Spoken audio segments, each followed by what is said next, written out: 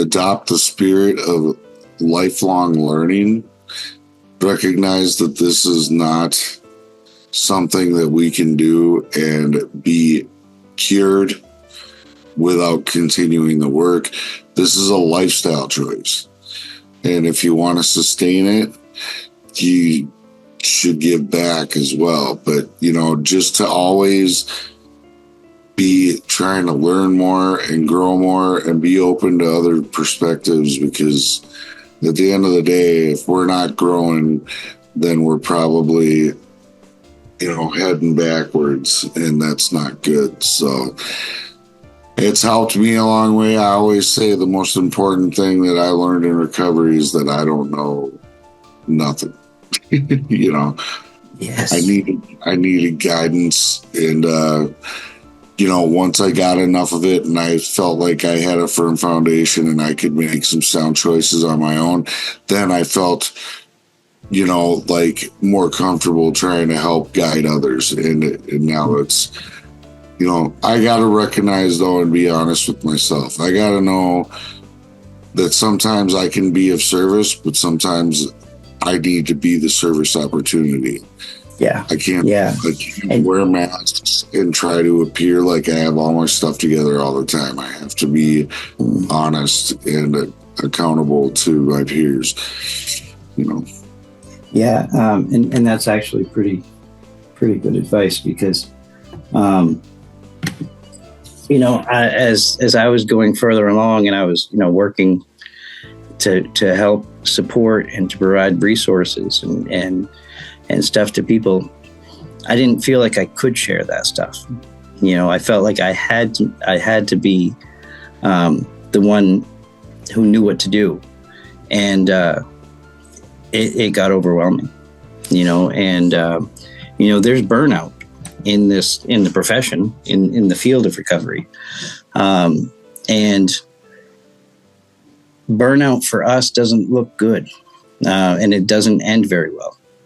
So, taking care of ourselves really is, it's always got to be number one. I'm Jason, and I recover loud.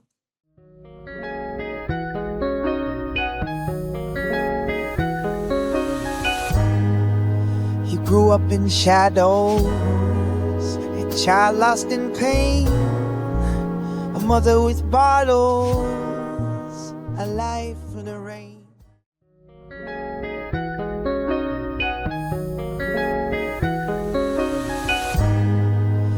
Grew up in shadows, a child lost in pain, a mother with bottles, a life in the rain. You grew up in shadows, a child lost in pain, a mother with bottles, a life in the rain. You grew up in shadows, a child lost in pain, a mother with bottles, a life in the rain. You grew up in shadows, a child lost in pain, a mother with bottles, a life in the rain. You grew up in shadows, a child lost in pain. Recover loud, let your voice ring clear. Together we stand, no more hiding in fear. With every success, our stories ignite. We celebrate life, ready to fight. Obviously, I was dealing with the loss of my kids. And I've had 2 failed marriages, but we can fast forward past all that. It's just more of the same. The back and forth, trying to clean up for somebody else and not being able to do it, and all the things that go along with that, and the turmoil on relationships. But basically, when I did eventually quit shooting up and doing hard drugs, I quit for like 8 years. And in that time, I had a false pride because I didn't have a needle in my arm. So I thought I was just a golden boy, and I was running restaurants, and I ended up meeting a server at one of my jobs, and she was like the opposite of my first wife or any previous relationship. Like, you know, they were all based around drugs and orgasms, and here was a relationship with a girl who was like valedictorian, and she was a criminal justice major, and she was the like polar opposite. And I think something told me that that was going to be good for me. So it fell hard for her, and I went all in with her. We had a son, and I remember being so happy, dude, because I'm like, this is my chance to do it right, you know? Like, God's given me this gift, and, well, you know, whatever. My drinking ended up ruining that marriage, and then I was 34, and I'm living in my mom's basement, wondering what, and, you know, fighting depression and trying to, like, get back into work, you know, at this kitchen and stuff out there by my mom's place. And then I met this girl and relapsed on meth and Molly. And then I ended up, it was like she was a stripper, she was supplying it, and my progression was fast. It was like, I can smoke. The first night was like, I can smoke this, because my addicted mind said smoking it ain't nothing. You know, I used to scoff at smokers when I was, you know, doing dope. And so anyway, I ended up like going quickly from that to just chop me a line to let's do it a hot rail, because this isn't hitting me hard enough and it's hurt, you know. And then I was shooting up again and selling it again within a few short months. And then this girl, she ends up becoming my customer instead of me being the one doing her dope all the time. So, but I ended up getting popped after about a year or so of selling pretty heavy, and I was facing 100 months in prison. I also had to come clean to my ex-wife and my youngest son, who's 12 now, by the way. He was 4 at this time, and I remember having to come clean to her and let her know that I was facing this charge. And I think I told her too much, but I had been going to meetings for a while and been stressed the power of accountability, and been stressed with the honesty, open-mindedness, and willingness. So I told her everything, and I probably could have left a couple bits out that might have made the road a little easier, but I don't think that's the way God intended it for me.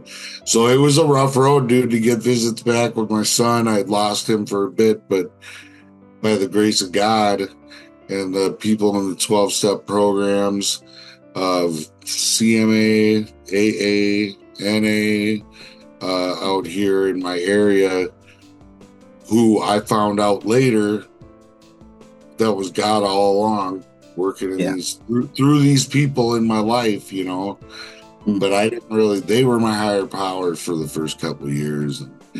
So did you just go, did you just start going to meetings on your own? Is that how you did it? No, not initially. I mean, I had a psychosis. I did the last time I shot up. It was like crazy. It was like 24 hours almost of just straight on psychosis that kept changing. Like the journey, it was a whole journey through this psychosis. But either way, it was basically a tailor-made version of hell just for me, is how I describe it to people. And it ended with me on my knees in my mom's living room while she was at work. Nobody's home. With this huge Rambo knife. I still have the knife. I keep it purposely to remind myself, like, I had it up to my throat down here, and I was gonna let myself fall on it. And I couldn't bring myself to do it. I start wailing. I was making noises I never even knew could come out of me. I mean, it was very primal, this whole experience. And I remember I was saying, help me, but I meant like, just help me do it. Like, why can't I do it? Why can't I do this? I just want to do it. But I couldn't do it. So then I got pissed and I put the knife down and I called a guy that I had offered to sponsor me, many months before. I got help right after this. And I ended up having to go to like 3 inpatient treatments. It was by no means, that was the last day I ever stuck a needle in my arm, Mike, but it was not by any means me being done. It was a journey. It was tough. I had a couple guys I was in treatment with that we had all these big plans to like stay connected and do this together. And then like one would relapse. I had a couple of them that relapsed and died, and I'm sure one was probably from pressed pills, and I'm sure the other one, the other one shot up when he OD'd, but the other guy, he was doing pills and crushing them, but I don't know, unless he was hitting it that hard, but that's also a possibility. Either way, I didn't take it well. Ran right back out there, but then I'd always come right back to the mom's place, right back to the meetings. I knew I couldn't stay out there. I knew, I was learning in those meetings that time, through them struggles and those mistakes, but it took quite a bit of doing this. Yeah, and that's actually a good point, because a lot of people, and I hear them say, they don't like when people mention relapse as part of recovery, and I can understand their point of view to an extent. However, if we're doing the work and we build a couple days and then we go out and use, we didn't lose those couple days. We learned something. We gained experience. And then you gain experience, and then you have to put it to use. You have to interject that into your life and live by it. Right. Yeah, and so it's a learning experience. That in the meetings they say, you didn't get addicted overnight. It's going to take some time.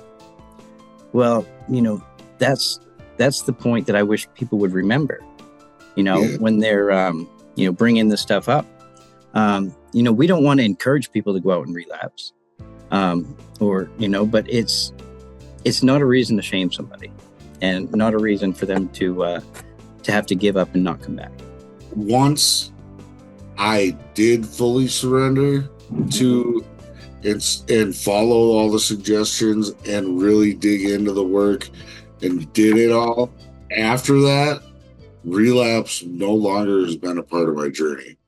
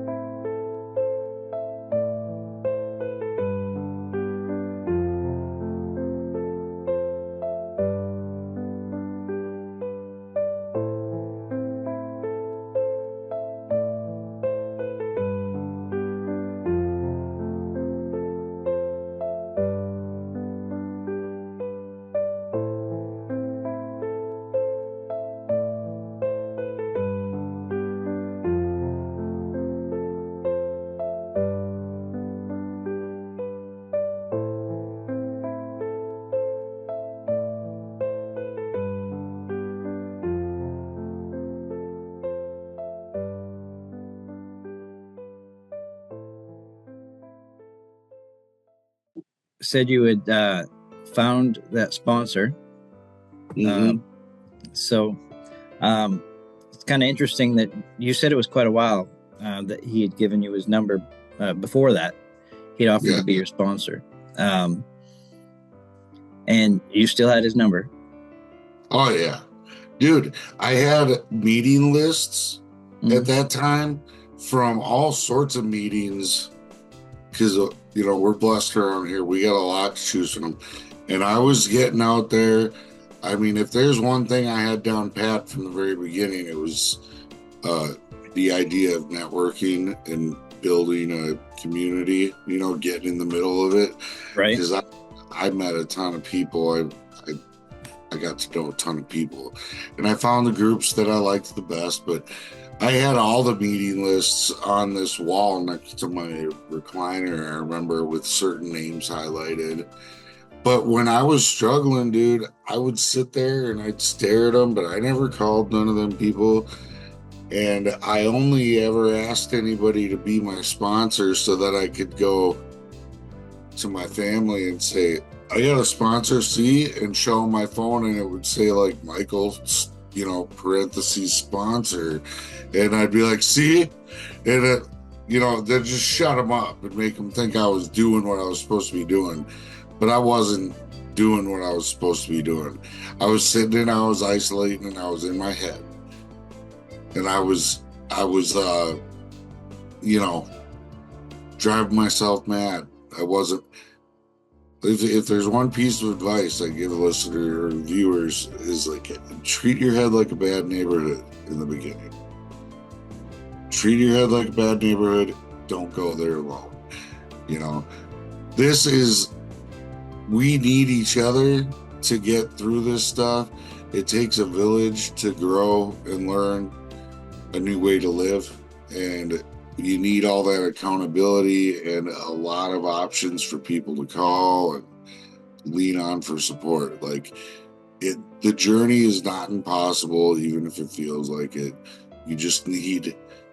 You gotta have a community, it's essential. So when did you get serious? I got serious when I don't know. It was like I always say, it's like you got to keep showing up. You hear these cliches. Don't leave 5 minutes before the miracle happens. Keep coming back. It works if you work it. Well, I kept coming back.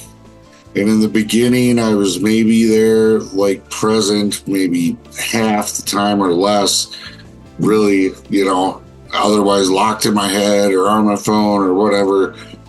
But eventually you start to see people surrendering. You start to see people doing the work and you start to see the results of it.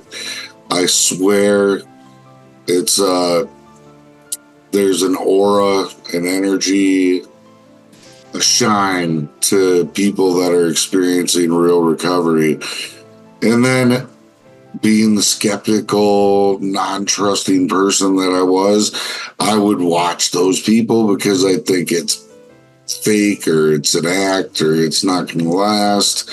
And what I found was that they continued to grow. They were shining brighter. They were glowing more. And so I eventually got hope, and hope was the catalyst for me to give this thing a try and, as they say, run the experiment.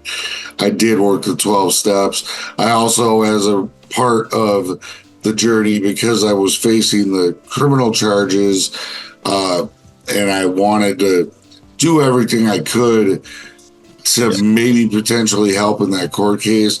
So without judge's orders, immediately I took a parenting class as well. I started going to therapy. I took an anger management class. I did shadow work. I searched for different types of meetings every well I could draw from. Listen to so many podcasts about different weird topics I never heard of. I wanted to learn about it all. I liken it to I just became a sponge. And I thank God I never lost that. I still to this day, this far in, I'm thirsty for more. I want to learn more. I want to get to know more people. I want to hear more recovery stories and get more hope. I just want more of all of the things that recovery has to offer. And educating yourself in all those variety of ways just puts you in a better position to be able to help another person more effectively, in my opinion. Yeah. On the journey, through all the therapies and all the classes and trainings, I also, along the way, when I completed the steps, and then a guy I knew said I should try to come and do telephone recovery support calls at Minnesota Recovery Connection, which is a recovery community organization here in Minnesota. And so I was doing that for a while. And then he talked me into signing up for this Recovery Coach Academy.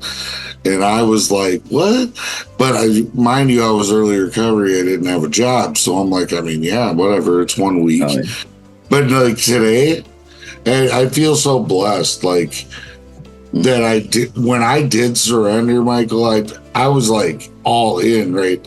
Like, and it was so much to the point where, like, even after the first 30 days of inpatient, my counselor was ready to let me just do aftercare and be done with the whole deal. And I asked to go to extended care. So I spent another 4.5 months in that treatment facility as a resident. They move you to these apartment buildings, but you're still going to the same amount of programming 5 days a week. And then I did IOP, and then I did aftercare, and I did all the steps while I was doing all that. So, and actually, before I finished with all that was when I came to Christ. So it was like 1.5 years after I went into treatment, and I already had like 6 months clean before because I had to go back to treatment, because when I did it and I actually did get serious about the program and was able to stay clean, and I had only gone through the first 30 days, and then I was like, yep, got my certificate. It wasn't until I was at court one day that my public defender was like, where's the rest of it? This says phase 1. Where's like phase 2 and phase 3? And I'm like, what are you talking about? I completed a program. It's the first time in my life I ever did that. I went to 11 inpatient treatments. I thought, what? But yeah, so I just went all in with it, man. I learned everything I could. I ended up becoming a CPRS, certified peer recovery specialist. I ended up doing 7 months of training at my church for something very similar called Stephen Ministry. So I'm a licensed Stephen minister as well now. Wow. It's basically the same thing as recovery coaching, but with a faith element. Right. It's like I'm the caregiver, God's the caregiver is the motto for So do you guys have Celebrate Recovery out there? Yeah, we got Celebrate Recovery. We got Life Recovery, which I've started a meeting at Grace Fellowship Church in Brooklyn Park. If you're from Minnesota at all, anybody watching, check it out Tuesday nights at 7 p.m. I met this lady who had done a podcast. It was the Way Out podcast, which is what I currently host. But at the time it was pretty new. And I was like, he says, and we still have it in the end of the show, like a little blurb that says, if you want to share your story, email us at share@whalecast.com. And so I scheduled, and I told my story on the podcast for the first time, was on the podcast that I now host, and I've done over 300 episodes of. Yeah, that's awesome. So how often do you host that? Is that weekly? We release episodes every week. It won't be me every week you hear. Oh, okay. It's me and the creator of the show, Charles. We kind of switch hit interviews. So we book and do our own interviews. We do have we don't have much of a format per se. We do have an intro segment and then a outro segment of questions that we do both ask the same introductory and closing questions. But other than that, dude, it's like I like to just get out of God's way and let him take the wheel, man, because you never know where a conversation's going to lead. And I want to make sure that there is space allowed for the organic flow of what's, moving in a person's heart when we share on the show, because everybody's story matters, man. And everybody's story is going to save one person at least. Yeah. Yeah. So, that's something I always say is, everybody's got something valuable to share. And you're going to reach people that I don't reach because of your demographic, your lifestyle, your experience, and so to get these stories out there, that's why I started Recover Loud. Because, and one thing that so far I haven't shared my own story, on this show. Ever. Not on this show. Dude, you got to be on the way out. Yeah. I mean, I'd love to, because, I believe my story is a good story to share, but, I'm hosting this and I see so much value in other people's stories. Yes. And, honestly, me, myself, I still have that issue of minimizing my positive results. You know what I mean? Yes. It's like, if I did it, it can't be that special. But I look at other people's stories and I'm amazed at the stuff that they got through and the ways that they did it, and I want everybody to hear that stuff. Now I'm putting together this Recovery Cafe, which is part of the National Recovery Cafe Network model. If you guys don't know about them, check it out. Maybe you have a local one in your area. I think there's 80 cafes that are operational around the U.S. We are one of the newest ones, and we just got accepted as emerging member status. So for the next 2 years, they will step alongside us. They will equip our board and our team with the knowledge and know-how on how to get these programs running once we get a physical space, because we're still looking for a building. But dude, yeah. So what's the purpose? What's the goal? It's going to be a peer-led peer recovery center. Okay. And once all the programs are up and running, we'll have youth programming, we'll have adult programming, and we'll have family programming there. We'll do recovery circles and support groups there. It'll also be a place that's just a drop-in center where people can come hang out and get a free meal once a day.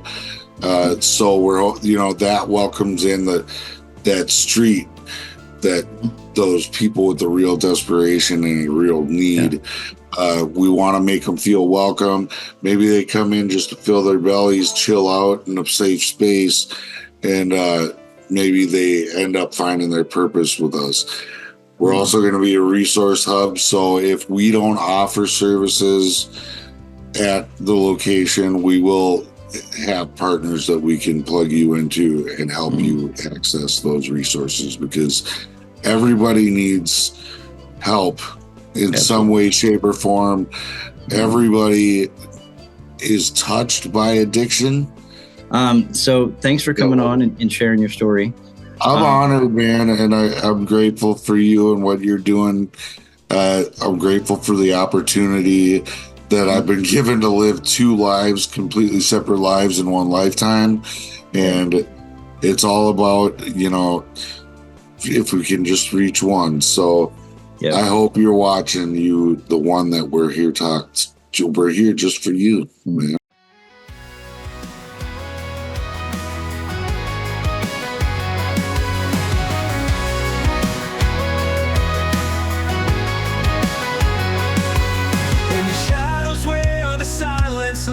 Voices echo in 1,000 ways. We rise up, breaking chains of the past.